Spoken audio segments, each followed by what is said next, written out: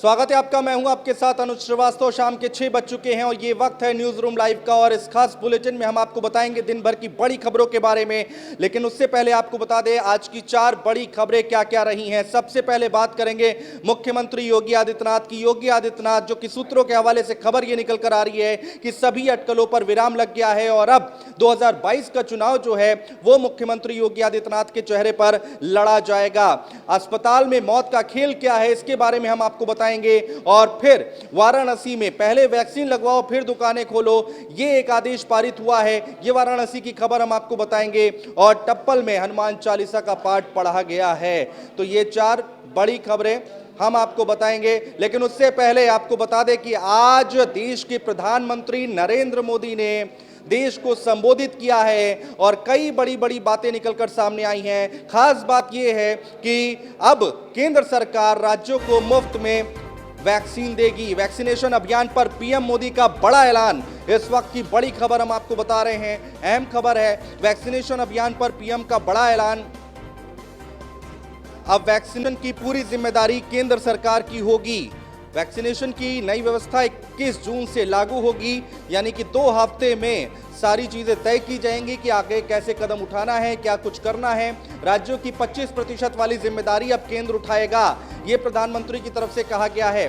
25% vaccine निजी अस्पतालों को दी जाएगी और गरीब कल्याण योजना पर भी बड़ा ऐलान किया गया है।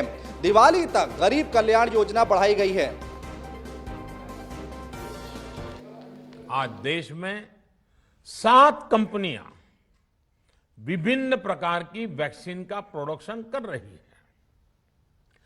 3 और वैक्सीन का ट्रायल भी एडवांस स्टेज पर चल रहा है। वैक्सीन की उपलब्धता बढ़ाने के लिए दूसरे देशों की कंपनियों से भी वैक्सीन खरीदने की प्रक्रिया को तेज किया गया है।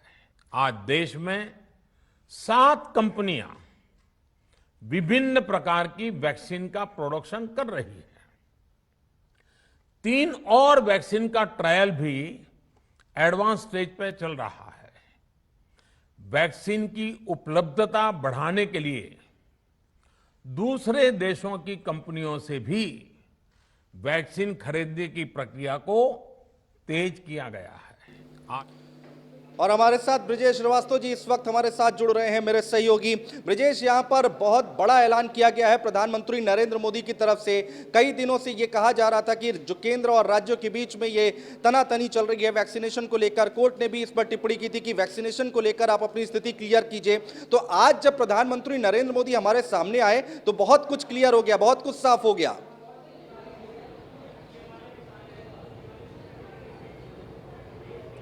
देखिए अनुज, सबसे बड़ी बात यह है कि जिस तरीके से वैक्सीन को लेकर देश में पॉलिटिक्स हो रही थी, कांग्रेस खास करके राहुल गांधी वैक्सीनेशन को लेकर के सबसे ज़्यादा केंद्र सरकार और मोदी सरकार पर सवाल खड़े कर रहे थे। इसके साथ ही अलग अलग राज्यों में भी वैक्सीनेशन के ग्लोबल टेंडर के बावजूद वैक्सीन न मिलने की शिकायत। दिल्ली लगातार जो है अभियान चला रहा था केंद्र सरकार के खिलाफ कि हमें पर्याप्त डोज नहीं मिल रही है, हमने ग्लोबल टेंडर कराया फिर भी हमें नहीं मिल पा रहा है, केंद्र सरकार हमें मुहैया कराए। दरअसल केंद्र सरकार ने 25% वैक्सीनेशन का जो है जो हिस्सेदारी थी वो राज्यों को दे दिया था, लेकिन उसके बाद भी अफरा तफरी की स्थिति थी, उसको लेकर सियासत हो रही थी। सभी सियासत को खत्म करते हुए प्रधानमंत्री नरेंद्र मोदी ने वैक्सीनेशन को सीधे केंद्र सरकार के अधीन ले लिया और साफ तौर पर कहा कि 2 सप्ताह रुकिए, 2 सप्ताह बाद 18 साल तक की उम्र के सभी लोगों को निःशुल्क वैक्सीन भारत सरकार देगी। निःशुल्क वैक्सीनेशन होगा, इसमें किसी को परेशान होने की जरूरत नहीं है। क्योंकि कई राज्यों ने सवाल भी उठाए थे कि अगर पैसा हमको देना है तो फिर आपका क्या, हम सीधे खरीद सकते हैं जो है। तो सीधे खरीदने की बात हुई, जब ग्लोबल टेंडरिंग हुई तो जनवरी से पहले किसी को एक वैक्सीन मुहैया ना होने की बात कही गई, तब केंद्र की तरफ दोबारा राज्यों ने रुख किया। तो दरअसल राज्य और केंद्र के बीच में टकराव का सबब बन रहा था ये वैक्सीनेशन। इसीलिए इस टकराव को टालने के लिए, ये जो राजनीति हो रही, इस राजनीति को खत्म करने के लिए सरकार ने साफ तौर पर यह तय किया है कि अब 100% वैक्सीनेशन का काम केंद्र सरकार करेगी।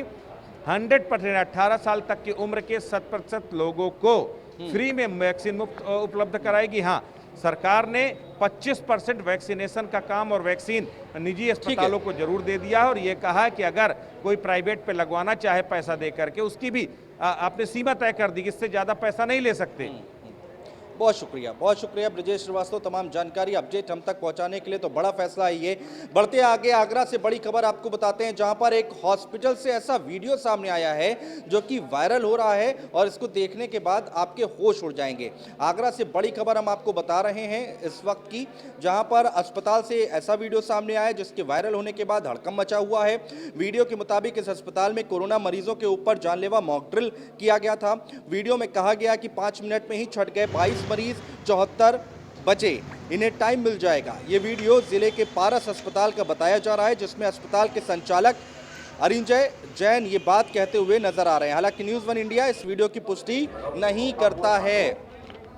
जिनकी ऑक्सीजन बंद हो सकती जो बिल्कुल ही डेडलाइन पे है। एक ट्रायल मार दो दोपहर में, एक मॉक ड्रिल करके देख लो, समझ जाएंगे कौन सा मरेगा कौन सा नहीं मरेगा। सही बात है, सही बात है। एक मॉक ड्रिल करी हमने सुबह 7 बजे, मॉक ड्रिल हुई, सब दोषी बंद कर, ये किसी पता नहीं, ये मॉक ड्रिल कराई, सुन करके सबके, फिर छट गए 22 मरीज, तुरंत खोल दिए थे।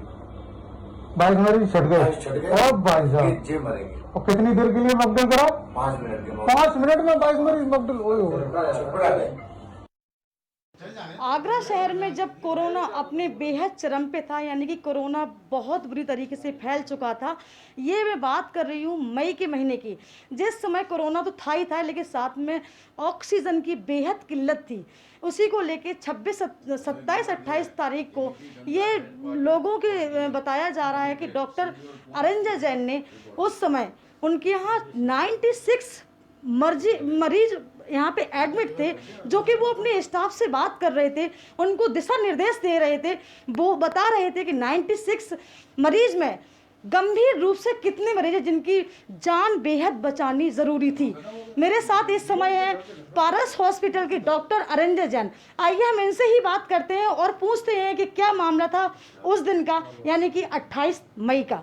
एक डॉक्टर का हृदय जानता है कि उसको मरीज के प्रति कितनी जिम्मेदारी का एहसास होता है। लेकिन 28 मई का जो ऑडियो आपका और वीडियो वायरल हो रहा है, मैं उसमें आप क्या कहना चाहते हैं? मैं उसमें केवल अपने जूनियर स्टाफ को, हॉस्पिटल स्टाफ को, मैनेजमेंट स्टाफ को, डॉक्टर्स को तरीका बता रहा हूँ कि ऑक्सीजन की जो किल्लत है हमारे सामने, जिला प्रशासन, प्रदेश सरकार हर संभव प्रयास कर रही है। कुछ वक्त लगेगा ऑक्सीजन की किल्लत को पूरा करने में। उस किल्लत के समय में हम ज़्यादा से ज़्यादा मरीजों को सेवाएं कैसे दे सकें, ज़्यादा से ज़्यादा मरीजों की जान कैसे बचा सकें। तो उसमें आप देखिए, वीडियो को, ऑडियो को आप सुनिए। मैंने लिखा है कि मैंने एक मॉक ड्रिल कराई। वो कोई मॉक ड्रिल का मतलब ऑक्सीजन बंद कर देना नहीं है। ऑक्सीजन बंद करने का अपराध तो कभी कल्पना सपने में नहीं हम लोग ले सकते हैं कि हम किसी की ऑक्सीजन बंद कर दें। बताया जा रहा है, डॉक्टर साहब ने बखूबी उस खबर का खंडन भी किया है और उसको बताया गया है कि ये ऑडियो सही नहीं है, इसको तोड़ मड़ोड़ करके सामने रखा गया है। आगरा से रिंकी उपाध्याय, न्यूज़ 1 इंडिया, आगरा। लगाओ छोड़ो, अब वो छांटो जिनकी ऑक्सीजन बंद हो सकती है, जो बिल्कुल ही डेडलाइन पे है। एक ट्रायल मार दो दोपहर में, एक मॉक ड्रिल करके देख लो, समझ जाएंगे कौन सा मरेगा कौन सा नहीं मरेगा। सही बात है, सही बात है।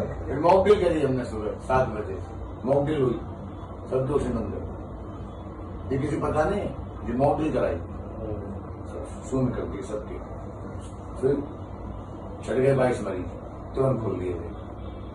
22 मरीज छट गए। और भाई साहब, 6 मरेंगे। और कितनी देर के लिए मॉकड्रिल करा? 5 मिनट के 5 मिनट में 22 मरीज मॉकड्रिल हो गए। और कृष्णा त्यागी हमारे संवाददाता आगरा से हमारे साथ लाइव जुड़ रहे हैं ज़्यादा बातचीत करने के लिए। कृष्णा, आप हमें एक बार तफसील से बताइए, इस वीडियो के पीछे का सच क्या है, आखिर क्या कुछ बातें निकलकर सामने आ रही हैं? मैं आपको बताऊं, यह वीडियो पारस हॉस्पिटल के बाहर डॉक्टर अरिंजय जैन का बताया जा रहा है। जो वीडियो है, डॉक्टर अरिंजय जैन ये बताते हैं कि किया गया, जैसे 22 मरीज के साथ मेडिकल मॉकड्रिल किया गया। उसके साथ तब तो उस समय 96 मरीज थे, उसमें 22 मरीज 5 मिनट में खत्म भी होने का जिक्र सोशल मीडिया पे बताया गया। लेकिन अब डॉक्टर अनिल जैन से जब बातचीत की तो इस पूरे वीडियो को निराधार गलत बताया। तो यह डॉक्टर अनिल जैन से जब बातचीत की तो यह बता रहे हैं कि ये मॉकड्रिल हम कल्पना में भी इस तरह का काम नहीं कर सकते। तो सीधे सीधे इस वीडियो को डॉक्टर अनिल जैन द्वारा निराधार गलत बताया है। वहीं प्रशासन से बातचीत की तो इस पूरे वीडियो की जांच करने का मामला भी सामने बताया जा रहा है। और यह मामला धर्मराज जी मैं बताऊं, ये पारस हॉस्पिटल में पहले भी पिछले साल भी बड़ा कोरोना को लेकर बड़ा लापरवाही देखने को मिली, जिससे करीब 10 जिले में तो कोरोना संक्रमण फैला हुआ था, जिसके चलते कोरोना संक्रमण का लगातार इस तरह की पेशा देखी गई थी, जहाँ बुढ़ान जैसी स्थिति ताजनगरी आगरा में देखने को मिली। यह वही पारस हॉस्पिटल है जहाँ पीछे आप देख सकते हैं, पीछे पारस हॉस्पिटल वही है जो पिछले साल कोरोना में बुढ़ान की स्थिति पैदा की थी। उसके बाद इस तरह की वीडियो वायरल होने के बाद ये खुद देखा जा सकता है, खुद डॉक्टर अनिल जैन द्वारा। ठीक है कृष्णा, बहुत शुक्रिया तमाम जानकारी अपडेट हम तक पहुंचाने के लिए। खबरों में आगे बढ़े उससे पहले आपको बता दें इस वक्त की एक और बड़ी खबर है।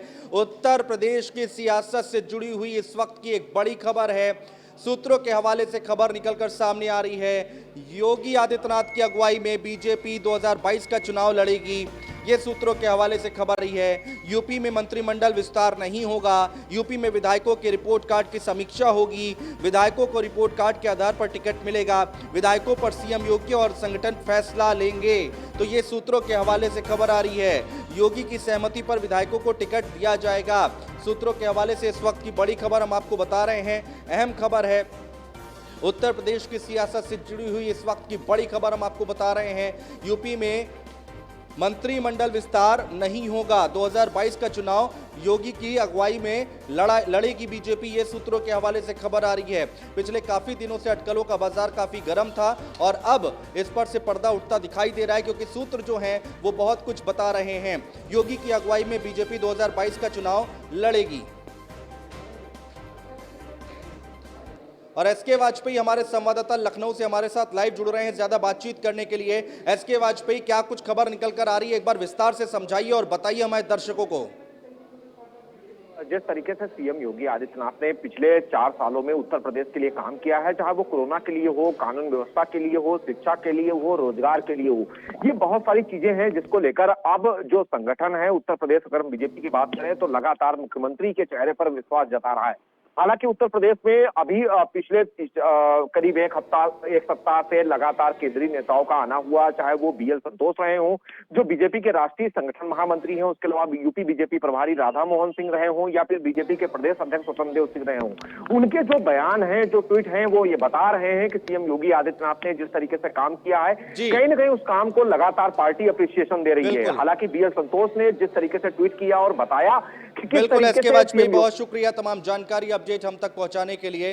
तो ये एक बहुत बड़ी खबर है उत्तर प्रदेश की सियासत से जुड़ी हुई। मुख्यमंत्री योगी आदित्यनाथ और भारतीय जनता पार्टी उन्हीं पर भरोसा जताती हुई दिखाई दे रही है 2022 के चुनाव में भी।